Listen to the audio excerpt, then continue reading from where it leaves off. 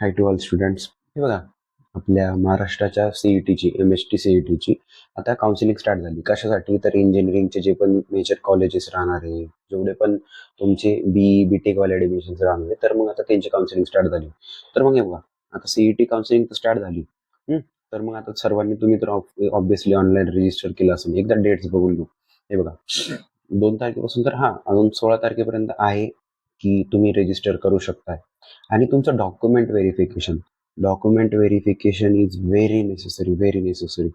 ज्यांची पण reserved category आहे, SC, ST, OBC, VJNT, all जेवढे पण रिझर्वेशन्स घेणार आहात, त्यांचा caste validity is must. Receipt नाही, प्रॉपरली कास्ट व्हॅलिडिटी सर्टिफिकेट तुमचा लागणार आहे यावर्षी. आणि बघा, तुम्ही ऑनलाईन स्क्रुटनी करणार आहे की तुमचा फिजिकल स्क्रुटनी करणार आहे, ते पण डिपेंड करतं. शक्यतो ऑनलाईन जरी केले तरी चालते, बट फिजिकल स्क्रुटनी जर तुम्हाला पॉसिबल असेल तर ती बेस्ट राहणार.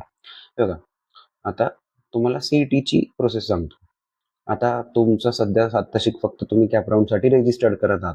रजिस्टर केलं तुम्ही, आता रजिस्ट्रेशन चालू आहे 16 तारखेपर्यंत. मग त्यानंतर तुम्ही ॲप्लिकेशन फॉर्म भरताय, डॉक्युमेंट अपलोड करताय, ओके. आणि त्याच्यानंतर ऑनलाईन पेमेंट पण कसं आहे, 1300 फॉर ओपन आहे अँड 1000 फॉर तुमचे जेवढे पण रिझर्व्ड कॅटेगरी त्यांच्यासाठी. त्याच्यानंतर मग कॅप राऊंड रजिस्ट्रेशन. अजून कॅप राऊंड रजिस्ट्रेशन झालं का? नाही. तर मग त्याच्या आधी मेरिट लिस्ट लागेल. मेरिट लिस्ट नंतर मग तुमचा कॅप राऊंड 1, कॅप राऊंड 2 अशा ओव्हरऑल जे पण राहणार आहे मेरिट लिस्ट ते लागणार आहे. मग त्याच्यानंतर जेव्हा मेरिट लिस्ट लागते, मग प्रत्येक मेरिट लिस्टला तुम्हाला एक फॉर्म म्हणजे म्हणतो ना, तो प्रिफरन्स लिस्ट राहणार आहे, ती तुम्हाला सिलेक्ट करायची राहते, तुमचे कॉलेजेस भरायचे राहते. त्याच्यानंतर मग सीट अलॉटमेंट राहते, त्याचे पण रूल्स आहे वेगळे वेगळे, आपण ते बघू पुढे.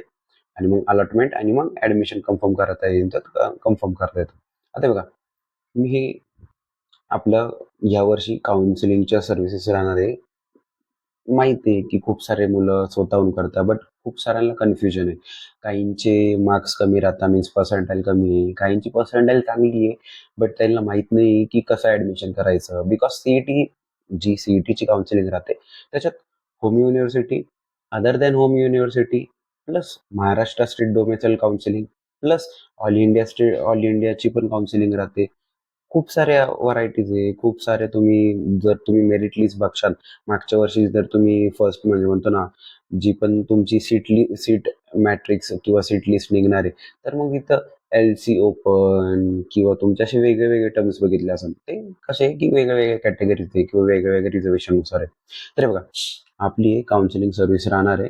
आणि जर काही अडचण असेल तर मग तुम्ही या नंबरवर कॉल करू शकता किंवा व्हॉट्सअप करू शकता. प्रिफरेबली व्हॉट्सअप करा. ओके. आता बघा, तुम्हाला बाकीची इन्फॉर्मेशन देतो. बघा, आता याच्यातून काय की तुम्ही कोणत्या कोणत्या थ्रू एक्झाम दिली असं ना, मग त्याच्यातून हे करू शकता. आता बघा, हे खूप महत्वाचं आहे. हे जे तुम्ही बघताय ना, ते खूप महत्वाचं आहे. कारण की तुमचं जेव्हा ऍडमिशन होतं ना, तर मग home university and other than home university असे 2 वेगळ्या कॅटेगरीज पडतात. आणि होम युनिव्हर्सिटीचा जो पण कट ऑफ राहतो, तो एकदम मीन्स म्हणतो ना, कमी राहतो अदर दॅन होम युनिव्हर्सिटीसाठी. आता बघा, जे पण छत्रपती संभाजीनगरचे असणार, बीड, जालना आणि धाराशिव ह्या 4 जिल्ह्यांपैकी असणार, तर मग त्यांची जाते डॉक्टर बाबासाहेब आंबेडकर मराठवाडा युनिव्हर्सिटी म्हणतो आपण नॉर्मली. त्याच्यानंतर तुमची हे बघा, मराठवाड्याची 2 आहे. एक कोणती आहे? बाबासाहेब आंबेडकर आहे आणि एक रामानंद तीर्थवाली. त्याच्यात हिंगोली, लातूर, नांदेड आणि परभणी या 4 जिल्ह्यांच्या विद्यार्थ्यांनी ही राहणार तुमची होम युनिव्हर्सिटी. आणि ह्या 4 जिल्ह्यांव्यतिरिक्त जर तुम्ही दुसऱ्या कोणत्या जिल्ह्यात ऍडमिशन घेऊ इच्छित कराल, तर मग तेव्हा तुम्हाला other than home university OHU हा कॅटेगरीमध्ये मोडले जातात. आता मुंबई युनिव्हर्सिटीमध्ये कोणते कोणते? Mumbai city, Mumbai suburban, then Ratnagiri, Raigad, Palghar, Sindhudurg आणि ठाणे. मीन्स याच्यात कोण कोण आलं? सर्व. जेवढे पण मुंबईची सेंट्रल लाईन, हार्बर लाईन, तुमचे परत मग म्हणतो ना वेस्टर्न लाईन, ते पण पकडले जाणार. पालघरचे पण जिल्हे पकडले जातात. प्लस तुमचे जेवढे पण नवी मुंबईचा रिजन आहे तो पूर्णपणे पकडला जातो याच्यामध्ये. आणि सिंधुदुर्ग पण.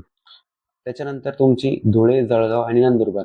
जे पण धुळे जळगावचे लोक आहेत त्यांच्यासाठी कोणती? आपली बहिणाबाई चौधरी युनिव्हर्सिटी. त्याच्यानंतर मग अहमदनगर म्हणजेच अहिल्यानगर, नाशिक आणि पुणे या तिघांसाठी कोणती आहे? तर सावित्रीबाई फुले युनिव्हर्सिटी आहे. कोल्हापूर, सांगली आणि सातारावाल्यांसाठी शिवाजी युनिव्हर्सिटी. सोलापूरवाल्यांसाठी अहिल्याबाई होळकर युनिव्हर्सिटी राहते. याच्यामुळे सोलापूरचा थोडासा होम युनिव्हर्सिटीचा कट ऑफ हाय जातो. कारण की एकच होम युनिव्हर्सिटी आहे, कॉलेजेस पण कमी आहे आणि एक जिल्ह्यासाठी मग कुठं ना कुठं अपुरे पडते. तर बघा आपल्या याच्यातलं विदर्भाच्या साईडला बघा अकोला, अमरावती, बुलढाणा, वाशिम आणि यवतमाळ यांना कोणती आहे? संत गाडगेबाबा अमरावती युनिव्हर्सिटी. त्याच्यानंतर नागपूरवाल्यांसाठी नागपूर, भंडारदरा, गोंदिया आणि वर्धा यांच्यासाठी कोणती आहे? तुकडोजी महाराज युनिव्हर्सिटी आहे. आणि चंद्रपूर आणि गडचिरोलीवाल्यांसाठी गोंडवाना युनिव्हर्सिटी. हे बघा आपल्याला 10 युनिव्हर्सिटीज आहे, 10 होम युनिव्हर्सिटीज आहे. एका प्रकारे डिव्हिजन वाईज वाटले गेलेले आहे. तर मग आपल्या होम युनिव्हर्सिटी मधलं बेस्ट कॉलेज घ्यायचं ट्राय करा, जेणेकरून मग तुमचा कट ऑफ पण बसतो आणि कुठे ना कुठे तरी मेरिट लिस्ट रिलॅक्स राहते. हे काय झालं? हे तर तुमच्या होम युनिव्हर्सिटीत झालं. आता पुढचं बघा. आता हे तुम्ही बघितलं शेड्यूल. आता आपण बघू की कॅप राऊंडची सिस्टम कशी राहते, फी किती आहे, प्लस पुढे जाऊन तुमचा कॅप 1, कॅप 2, कॅप 3, मॉपअप तुम्ही कसा पार्टिसिपेट करणार आहे, काय रूल्स राहणार आहे. छोटे छोटे रूल्स राहतात, छोटे छोटे चुकामुळे खूप जणांच्या ऍडमिशन मध्ये खूप फरक पडतो. कारण हे बघा तुम्हाला जे पण कॉलेज भेटेल ते तुम्ही असं नाही की भेटलं म्हणून भेटलं बाबा. तिकडे तुम्हाला 4 वर्ष काढायचे. 3 वर्ष तुमचे थेरॉटिकल राहणार आहे, 1 वर्ष इंटर्नशिप राहणार आहे. तुम्हाला प्रोजेक्ट बघायचे. तुम्हाला खूप सारे जे म्हणजे म्हणतो ना इंटर्नशिप्स करायचे आहे, पेड किंवा तुमच्या अनपेड अशा इंटर्नशिप्स राहत्या, प्रोजेक्ट्स राहत्या, जे तुमच्या रिझ्युमे मध्ये ऍड केले तर मग तेवढंच तुमचा प्लेसमेंट चांगला लागतो. आणि हा कॉलेज असं बघा की त्याचं प्लेसमेंट चांगलं आहे. प्लेसमेंट हायेस्ट प्लेसमेंट पेक्षा प्लेसमेंट रेशिओ बघायचा राहतो की किती हायेस्ट आहे. आता बघा ऍडमिशनचं बघा, ऍडमिशन फी. तर मग ही हा आपला सिनारिओ आहे की काय त्यांनी आता जस्ट सीईटी दिली आहे आणि तिला फर्स्ट इयर ऍडमिशन घ्यायचं आहे. तर मग 1300 इज फॉर कोणासाठी? ज्यांची ओपन वाली राहणार आहे. आणि त्याच्यानंतर 1000 कोणासाठी? All SC, ST, VJNT, NTD, NTC, NTO तुमचे जेवढे पण राहणार ते. आता हे बघा हे काय आहे नॉर्मली तुमचे फी स्ट्रक्चर. आता ऑलमोस्ट सर्वांनी तर भरेलेच आहे. आता फक्त आपल्याला काय बघायचं आहे पुढे. सी आता आपल्याला काय बघायचं आहे बघा. द मेरिट लिस्ट येणार आहे तुमची. तर मग जेव्हा पण तुमचा ऑल रजिस्ट्रेशन पूर्ण होईल, डॉक्युमेंट व्हेरिफिकेशन होईल, त्याच्यानंतर मग मेरिट लिस्ट लागते. मग मेरिट लिस्टनुसार तुमचं कितव्या पोझिशनवर नेम येत आहे त्यानुसार मग आपल्याला बेटरमेंट राहतं. आता बघा कॅप राऊंड 1 शक्यतो कॅप राऊंड 1 तुमच्या जुलैच्या एंडिंग किंवा ऑगस्टच्या फर्स्ट वीकमध्ये स्टार्ट होईल. तर मग कॅप राऊंड 1 मध्ये कसं असतं, तुम्हाला प्रिफरन्स लिस्ट भरायची असते. तुम्ही जेव्हा प्रिफरन्स लिस्ट भरता मग त्याच्यानुसार मग तुमचं कॉलेज अलॉटमेंट राहतं. मग कॉलेज अलॉटमेंट कसं होणार आहे, कुठे होणार आहे, होम युनिव्हर्सिटीचं आहे का किंवा अदर दॅन होम युनिव्हर्सिटी आहे, याच्यात तुम्हाला थोडीशी दखल घ्यावी लागते. आणि त्यात एक कसं आहे, एक रूल एकदम थोडासा ट्रिकी आहे की तुम्ही कधीही जर एकदम बेस्टवाला कॉलेज फर्स्टला टाका, तुमच्या लायकी बाहेरचं टाका. इन सिम्पल वर्ड तुमच्या लायकी बाहेरचं टाका. जेणेकरून काय होतं, आता फर्स्ट कॅप राऊंडचा रूल काय आहे की जर तुमच्या कॅप राऊंडमध्ये तर तुमचं फर्स्ट तुम्ही जे प्रिफरन्स लिस्टमध्ये फर्स्ट नंबरवर जर कॉलेज टाकेल असेल आणि जर तो तुम्हाला लागला तर मग तुम्हाला तो घ्यावाच लागतो. जर तुम्ही तो घेतला नाही, तुम्ही पुढच्या ज्या पण सबसिक्वेंट राऊंड्स राहणार आहे cap 2, cap 3, mop up, stay vacancy त्याच्यामधून तुम्ही डायरेक्टली डेबार होता. म्हणजे काय तुम्हाला जर टाकायचं असेल तर मग रॅन्डमली नका टाकू. एकदम बेस्ट कॉलेज टाका की जर लागलं तर मग तुम्ही त्याच्यात संतुष्ट राहणार आणि सुखी राहणार. आता बघा कॅप राऊंड 1चं ऑल प्रोसेस वगैरे राहणार, प्लस तुमचं तेव्हा पण किती मीन्स म्हणतो ना मेरिट जाणार आहे, त्याच्यानुसार वेगवेगळे फॅक्टर्स पडणार आहेत. मग कॅप राऊंड 1 मध्ये लागला तर मग काय तुमच्याकडे 2 ऑप्शन राहतात. हा फर्स्ट नंबरच्या प्रेफरन्सवर लागला, ऑब्व्हियसली तुम्हाला ऍडमिशन घ्यावाच लागणार आहे, तुमचे डॉक्युमेंट जमा करावाच लागणार आहे. बट समजा नाही लागला, तुमचे 2, 3, 4 किंवा कोणता पण नंबर लागलाय, फक्त हा सीट अलॉट झाली. मग तुमच्याकडे ऑप्शन राहतो काय? 2 ऑप्शन आहे. एक तर सीट गिव्ह अप करायचा अँड सेकंड राऊंड मध्ये जायला, किंवा सेकंड तुम्ही ती सीट बुक करू शकता आणि सेकंड राऊंड मध्ये बेटरमेंट मध्ये जाऊ शकता. किंवा एक थर्ड आहे की तुम्ही डायरेक्टली रिटेन्शन फॉर्म भरून तुमच्या त्या कॉलेजमध्ये डायरेक्टली ऍडमिशन पक्का करू शकता. मीन्स तुम्ही पुढच्या सेकंड थर्ड लिस्ट पासून डायरेक्टली बाहेर जाता, बट तुमचं ऍडमिशन कन्फर्म होऊन जातं. आता बघा इथं पूर्ण सांगितलं हेच मी जे सांगितलं तेच राहणार आहे. मग सेकंड, थर्ड आणि फोर्थ असे कॅप राऊंड सांगितले. मग हे बघा इथं वेगळं आहे. इथं काय आहे इंटरेस्टेड काय इंटरेस्टेड. मग याच्यात मग तुमचा home university, other than home university, plus तुमचा Maharashtra all over Maharashtra counselling किंवा all India counselling, AIQ counselling, हे तुमच्या कोटास वेगळे वेगळे कोटास राहते आणि वेगळ्या वेगळ्या कोटासची वेगवेगळी फी आहे आणि वेगळे वेगळे थोडेसे रूल्स आहेत. आता बघा इथं reporting to the institute fees and concession. आता तुमच्या याच्यानुसार प्रत्येक कॉलेजची वेगळी वेगळी फी राहणार. आणि TW TFWS हा काय आहे? ट्युशन फी वेवर स्कीम. याच्यासाठी तुमचं काय पाहिजे? Income certificate. Income certificate is necessary. Income certificate सोबत काय पाहिजे तुम्हाला?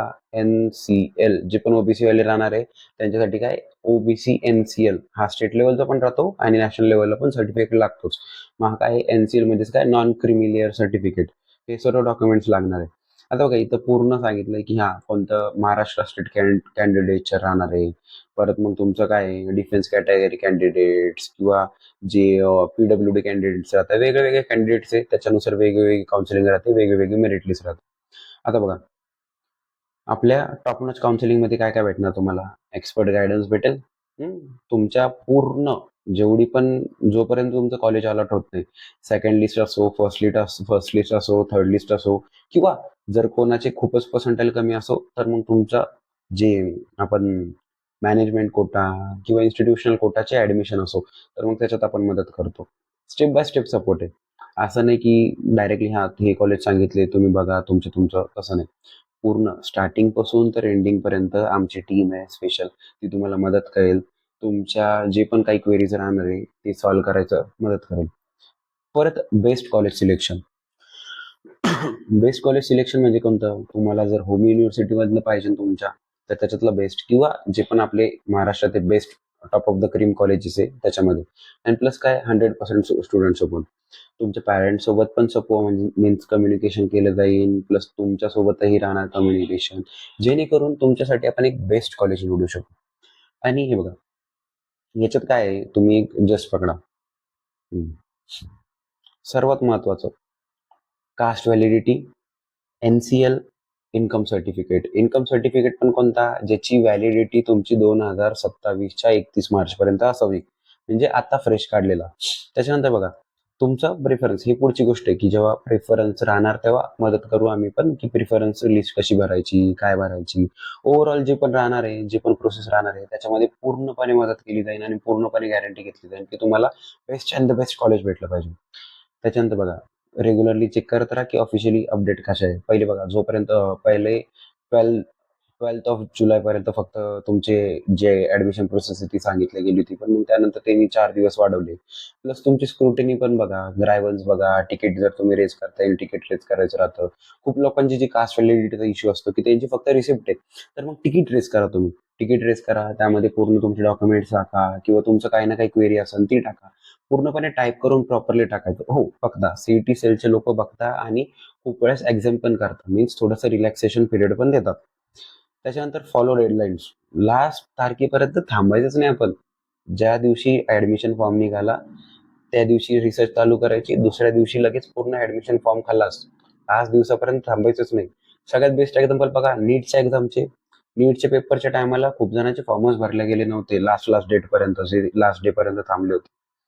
आता allotment is provisional until admission is confirm. हे बघा जे पण सीट अलॉट होणार आहे ते तुम्ही 2 ऑप्शन राहतात. एक तर काय तुम्ही फक्त ऍडमिशन कन्फर्म करून येता आणि सेकंड इज ऍडमिशन कन्फर्म करून रिटेन्शन देऊन येतात. मग तोपर्यंत आपण प्रोव्हिजनलच ठेवायचं राहतं. आता बघा रिक्वायर्ड डॉक्युमेंट काय आहे? तुमची 10वी-12वीची मार्कशीट राहणार आहे. त्याच्यानंतर सीईटीचा score card, domicile certificate is must.